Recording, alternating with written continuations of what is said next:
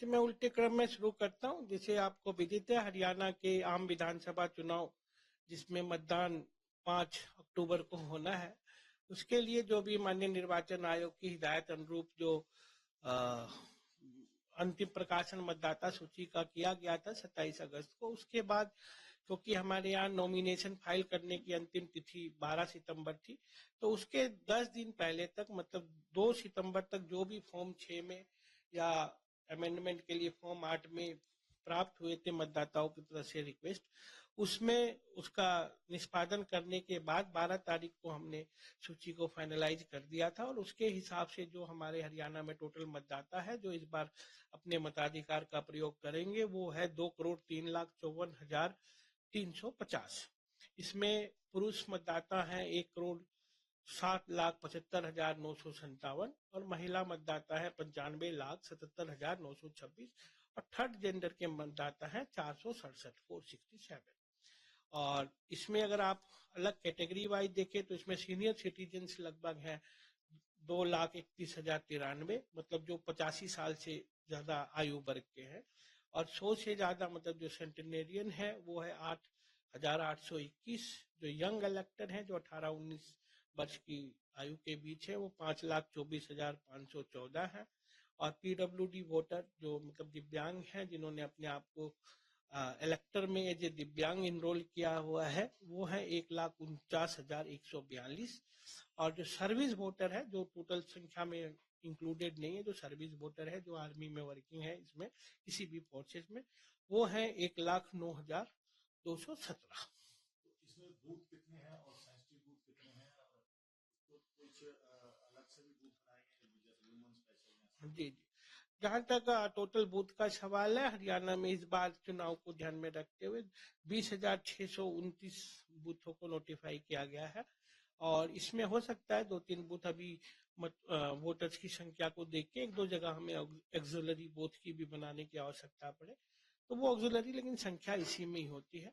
और इसमें लगभग जो मॉडल पोलिंग स्टेशन है पूरे 90 विधानसभा में 150 मॉडल पोलिंग स्टेशन बनाए जाएंगे। उसमें मतलब मॉडल का मतलब है कि अच्छी सुविधाएं और दी जाएगी उसमें, जो रूटीन की जो, हाँ, सीनियर सिटीजन्स के लिए या अदरवाइज भी, क्योंकि वैसे भी हर बूथ में भी बहुत सी सुविधाओं का प्रावधान है, लेकिन इसको थोड़ा और बेटर बनाया जाता है ताकि लोग उसको आकर्षित हों, उन्हें अच्छा लगे, एक त्योहार टाइप का माहौल हो। और अच्छा को मतलब कि फील गुड फैक्टर के हिसाब से वो किया जाता है। एक women employee, all employee, women employee वाले भी बूथ लगभग 125 होंगे पूरे हरियाणा के अंदर। इसी प्रकार जो यूथ, सिर्फ यूथ लोग होंगे, उसमें 116 बूथ होंगे। और 92 जो पीडब्ल्यूडी द्वारा मेन किए जाएंगे। और जहां तक अभी आपने हाइपर सेंसिटिव इसकी बात की, क्योंकि इसमें कई बार लास्ट तक ये कंपाइल होता है ऑब्जर्वर्स के भी कंकरेंस है, तो उसका जो डिस्ट्रिक्ट डिप्लॉयमेंट प्लान होता है वो अभी बहुत जगह, मतलब डिस्ट्रिक्ट डिप्लॉयमेंट प्लान तो बना हुआ है, पर डिप्लॉयमेंट प्लान नहीं हुआ। डिस्ट्रिक्ट मैनेजमेंट इलेक्शन प्लान तो बना हुआ है, इलेक्शन मैनेजमेंट प्लान, लेकिन जो फोर्स का डिप्लॉयमेंट प्लान ये अभी थोड़े आगे जाके, मतलब कुछ दिनों बाद तक फाइनलाइज होता है, वो अभी एग्जैक्ट डाटा मेरे पास नहीं।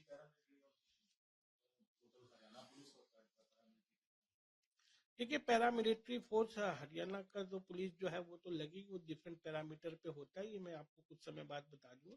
जो पैरामिलिट्री फोर्स है, ये 225 कंपनी का हरियाणा पुलिस ने आग्रह किया था माननीय निर्वाचन आयोग ने, और माननीय निर्वाचन आयोग ने पूरी जितनी डिमांड थी उतना एमएचए के माध्यम से स्टेट को अलॉट कर दिया है। और जिसमें से 70 कंपनी तो 25 अगस्त को ही आ गई थी, और ये 26 को ही डिप्लॉय भी हो गई थी अपने इसमें, जो एरिया डोमिनेशन का काम करती है, जो फ्लैग मार्चिंग का काम करती है, जो कॉन्फिडेंस बिल्डिंग का काम करती है, ताकि कि एक स्टेट में लगे सभी जनता को कि सब कुछ सुचारू रूप से है, लॉ एंड ऑर्डर सही है, और मतदान के लिए वो बहुत आगे बढ़ चढ़कर हिस्सा ले।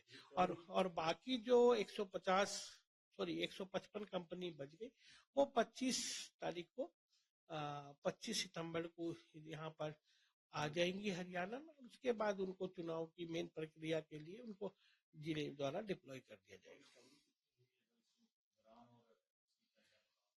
देखिए, रिकवरी जो अभी तक हुई है, ये 16 अगस्त को जिस दिन माननीय निर्वाचन आयोग द्वारा हरियाणा के चुनाव की घोषणा की थी, उसी दिन से डिफरेंट जो एजेंसीज है, लाइक पुलिस है, स्टेट पुलिस है, या फिर स्टेट पुलिस है, रेलवे पुलिस है, या फिर एक्साइज डिपार्टमेंट है, सेल टैक्स डिपार्टमेंट है, इनकम टैक्स डिपार्टमेंट, ये लोग अलग विभिन्न गतिविधियों पर नजर रखते हैं ताकि डिफरेंट शराब हुआ या फिर केस हुआ या कोई प्रीशियस मेटल है हुआ, इसका डिस्ट्रीब्यूशन या किसी तरह से बांट करके कोई इंड्यूसमेंट ना हो।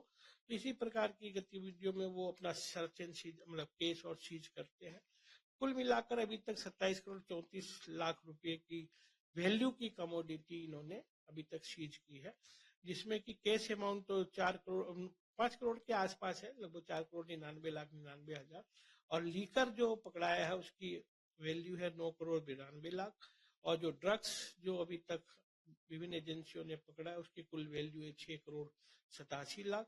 और इसी प्रकार से प्रीशियस मेटल जो है, जिसमें कि हो सकता है सोना चांदी या और भी कोई प्रीशियस मेटल, वो 3 करोड़ 10 लाख का है। तो कुल मिला के 27 करोड़ 34 लाख के वैल्यू की कमोडिटी अभी तक सीज की गई है। कुछ ऐसी भी कोई आए हैं कि कोड ऑफ कंडक्ट में कुछ वायलेशन हुई हो, कुछ शिकायतें आई? देखिए, ये तो निरंतर चलती रहती है कि शिकायत आती है, उनका निष्पादन करके शुरू शुरू में ही जैसे 16 तारीख को घोषणा हुई थी, उस समय भी विभिन्न एक राजनीतिक दल से ये आया था कि सरकार ने बिना अनुमति के ट्रांसफर कर दिए, लेकिन उस समय उस लिस्ट की अनुमति ली गई थी, वो माननीय निर्वाचन आयोग को उसकी विस्तृत रिपोर्ट भेज दी गई थी। उसके बाद स्टाफ सिलेक्शन कमीशन और HPSC के द्वारा भी के अगेंस्ट भी कंप्लेन की गई थी कि ये रिजल्ट ना डिक्लेयर करे। उसमें भी मामले पूरी रिपोर्ट माननीय निर्वाचन आयोग को भेजी गई थी। उन्होंने सारी कंप्लीट केस को देखने के बाद ये दिया कि इंटरमीडिएटरी प्रोसेस जो मतलब बीच की गतिविधियां वो जारी रख सकते हैं, लेकिन फाइनल रिजल्ट वो जारी नहीं करेंगे। तो इस प्रकार से विभिन्न कंप्लेंट्स तो आती रहती है और उसका समय पर जवाब माननीय निर्वाचन आयोग को दिया जाता रहता है। और जैसे जो सी विजिल में जो मुख्यतः मॉडल कोड ऑफ कंडक्ट की वायलेशन की आती है, वो अभी तक सी विजिल में 8,000, या अभी आज सुबह की रिपोर्ट है, 8,999 कंप्लेंट अब तक प्राप्त हुई, जिसमें कि 8260 को डिस्पोजल कर दिया गया है। और कुछ उससे नीचे 459 ARO लेवल पे डिस्पोज कर दी गई, ड्रॉप कर दी गई, मतलब कि वो थी नहीं, उसमें चाहे पिक्चर सही नहीं होगा या ऐसे ब्लैंक होगा या बिना मतलब की कंप्लेंट कर दी होगी, उस पर कोई ऐसे डिप्टी कमिश्नर के जो कंट्रोल रूम होता है DC लेवल पे, उस पर 222 भी उसी स्तर पे ड्रॉप कर ली गई। और जो इन प्रोसेस है वो सिर्फ 57 है।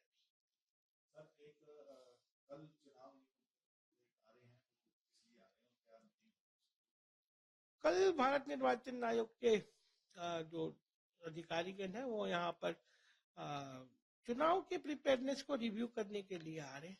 और वो मतलब ऑब्जर्वर साहिबान से भी मीटिंग करेंगे। उसके बाद डिप्टी कमिश्नर, SP और SP कमिश्नर, IG, जो भी फील्ड फंक्शनरी है, हेड ऑफ द डिस्ट्रिक्ट हैं, कमीशन डिविजन्स के हैं, उनके साथ मीटिंग करेंगे और रिव्यू करेंगे कि क्या तैयार। हाँ, कल 12 जिलों की उन्होंने चंडीगढ़ में रखी है मीटिंग, 11 जिलों की अब, और बाकी की उन्होंने 23 तारीख को गुरुग्राम में रखी।